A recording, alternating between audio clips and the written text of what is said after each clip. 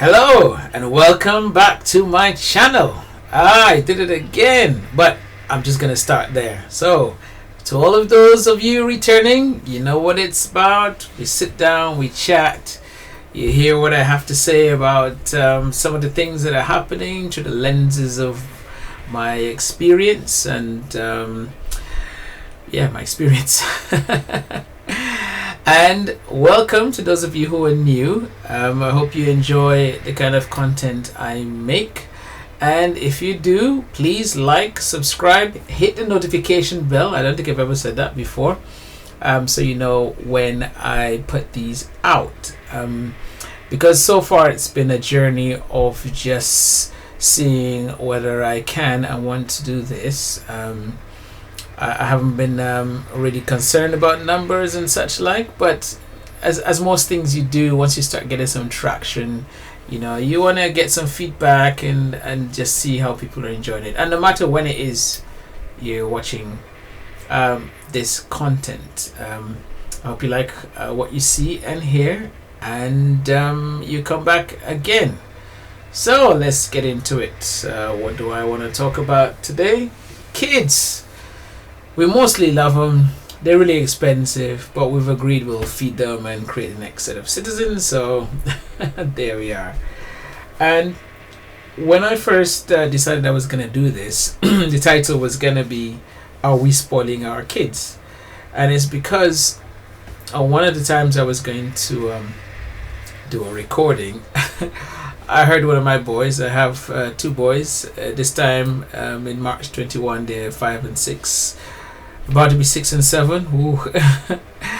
And the younger one was sniffling, as in crying sniffly, going upstairs, you know, like he was gonna have a lie down. I could hear his mom asking him, what was the matter, are you alright? I'm just gonna have a lie down now. I wasn't really crying, but clearly upset about something. And I thought, you know, because the two boys, his big brother's done something to him, and I decided to, you know, go to the daddy thing. What's the matter, son? You feeling down? Just want to have a lie down? And he says to me with his voice just really breaking, like it's terrible. He goes, you know, the Wii has an error on it. Wii? Oh, I should add, I'm way behind time with games technology. So Nintendo Wii is like, I think was around maybe 20 years before. But I only really sort of got one, I think probably when the kids were born. Or maybe I thought maybe I'd like to get better at some tennis or something. I'm not a big gamer, as you can tell. But it serves our purpose. So that's why in 2021 we still have a Nintendo Wii. I don't think it's supported anymore. And this is when you have a whole lot of other stuff, you know, 3D and alternate reality type stuff. If you're watching this, I always do the 10 years, 20 years thing. If you're watching this, say 10 years from now, I don't even know what gaming is like now. I think it's probably just going to be all virtual reality stuff, surely by now. So it means all these things that we have to plug into a TV, it's just going to seem like old-fashioned gramophone type of thing. Ugh. Who wants to use that? Anyways, let me not digress.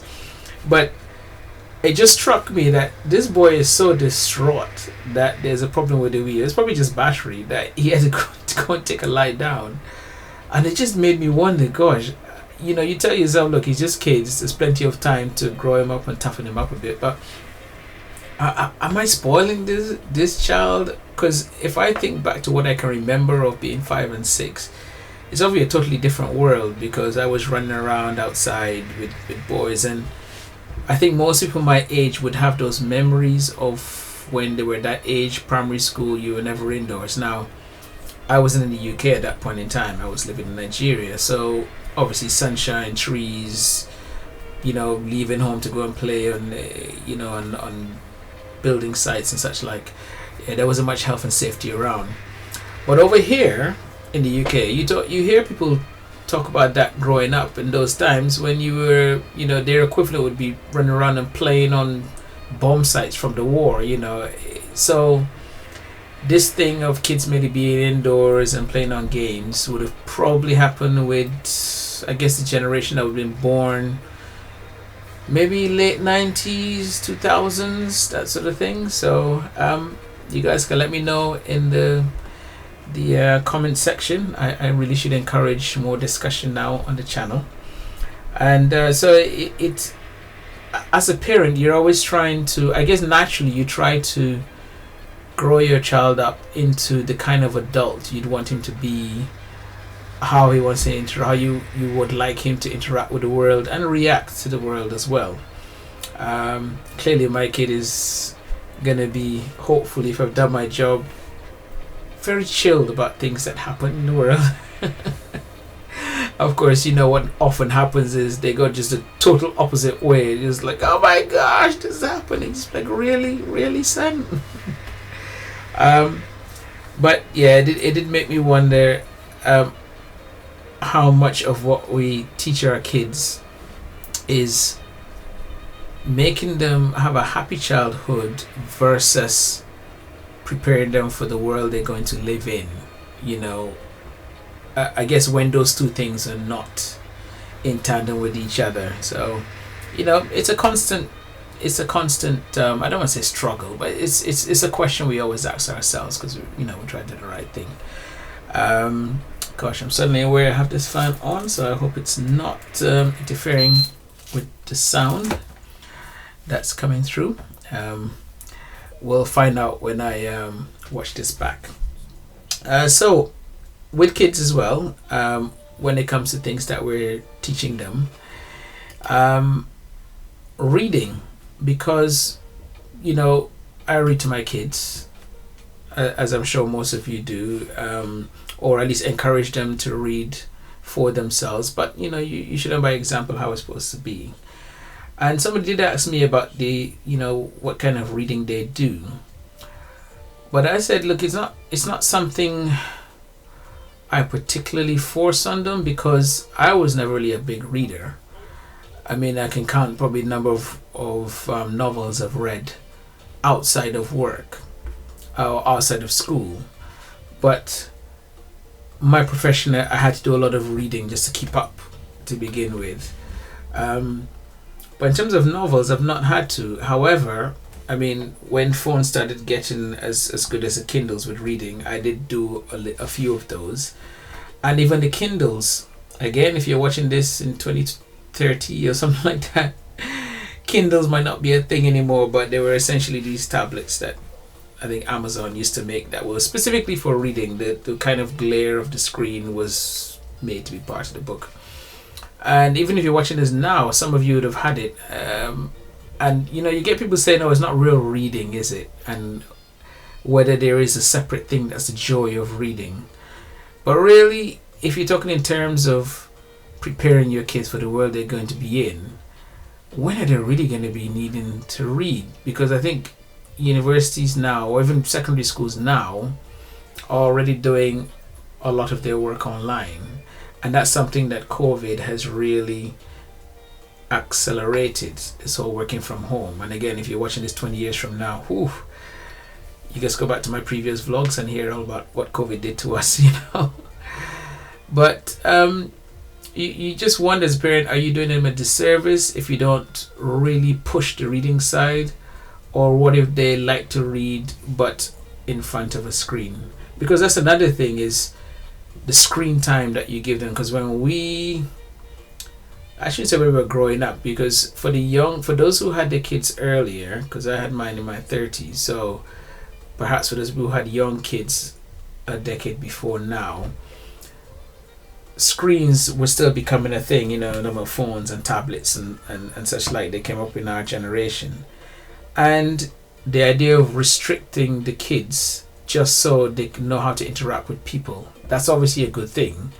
But after they've done the interacting and the homework and everything, and they've done all they're supposed to do, and they just want to just be in front of the screen, maybe learning stuff. We spent a lot of time in my generation watching Sesame Street, and other stuff. But I think a lot of people in English-speaking countries did a lot of hours of Sesame Street. But you wonder if it's right to restrict them, because we now know that there are a lot of professions that deal with screen content. A lot of the kids whose parents would say that you're playing too many games are making a living creating games, creating apps, I would say that I struggled a lot in my early career because I wasn't a computer guy. It wasn't really because my parents didn't encourage me to do it. It just wasn't a thing then. But there were some people, I guess some parents were aware enough to let their kids play with these things and say, oh, have your Atari. I can't go back to what Atari was. That's something you'll have to Google if there's still Google around. But they got into it that way. So it's an interesting thing of how you balance it. Well, we just keep doing it. I guess you follow your instinct. So your kid is in front of the screen a lot. You just think, okay, yeah, I think that's bad for your eyes now. Take a break. Go and play. Do something. And aside from the screens, there are a lot of things that are unsaid, like manners. So, something like, if using your fork and knife, that's fair enough. But even now, when some people use their kind of fork in a spoon position and hold their knives like a pencil. This used to be the thing that used to be a big deal before. But then, I think these days, people are like, well, what does it matter you're eating as long as food's getting in your mouth? But I guess if you're in an official capacity and a group of people have decided how we're going to behave. So let's say, you deal in a business where you're going to have international dinners where you're discussing business and impressions matter. Now, very few of us are going to be in those situations, but it would be a good thing, I think, as a parent, you prepare your child just in case. There are little things like you allow them to have their elbows on the table, or I think you can do that.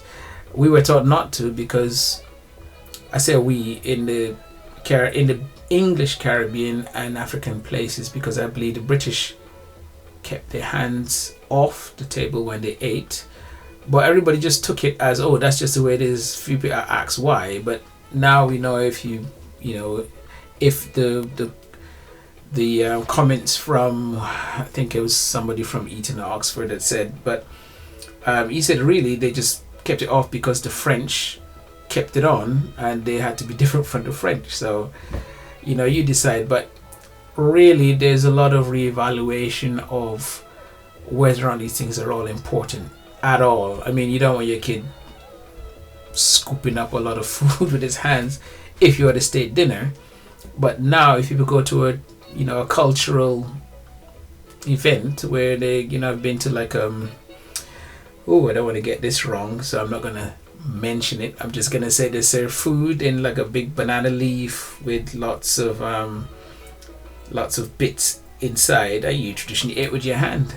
And it's not foreign to me, I say obviously, but in Nigeria there's a lot of food that you eat with your hands. It's traditional, it's better really, this fork and knife thing, But those are just some of the things that as a parent you think about and wonder about how much you prepare your kids for their future, and also the experiences that they won't get to have. Like I mentioned in a previous vlog about these Dwane-Wayne glasses, not really Dwane-Waynes, the flip ones.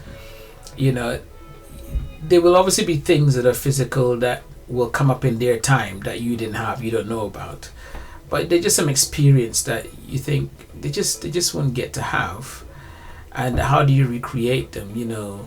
Maybe the first time you're introduced to a certain kind of music, but then they have everything at their fingertips, so they're not really relying on you anymore for those things anyway. But I guess there will be some things that they wouldn't search for or wouldn't seek out, which you'll do for them. But to any parents out there who are struggling with these things, the main thing is to know that there is no right or wrong way about these. You just, whatever you think that your child might come to experience in his life, just tell them about it, prepare them for it. No knowledge is wasted, So don't worry about it. You're doing fine. So to all the parents out there, just letting you know you're not alone. There's a lot of us who have these questions about what we teach them, how we grow them, what we leave just to the teachers, what we do at home. And don't be anxious, don't be worried. Just take it easy, and especially you young parents out there, Nobody has the answers. Just whatever you wished you had known, you impart with them, and whatever you learned that you think was of some benefit, you impart to them. And there will be some things that you don't think will be any benefit, but you had to learn anyway. They should learn it too. Why not? Not only for you to suffer. So I'm gonna end this one here. I did have a prop I was going to share, but I shall just show it, and I will leave it for a future vlog. Came across these, and I thought, yes, just for nostalgia's sake, I'll get one. It doesn't have like the little letter thing that we used to have in it, you know, and it doesn't have the compass. So many people out there not having a clue what I'm talking about, but yes, I got myself the Oxford set. So on that, I will end this vlog. Have a great day, have a great week, have a great month. Like, subscribe, share, and best of all, keep smiling and don't stress.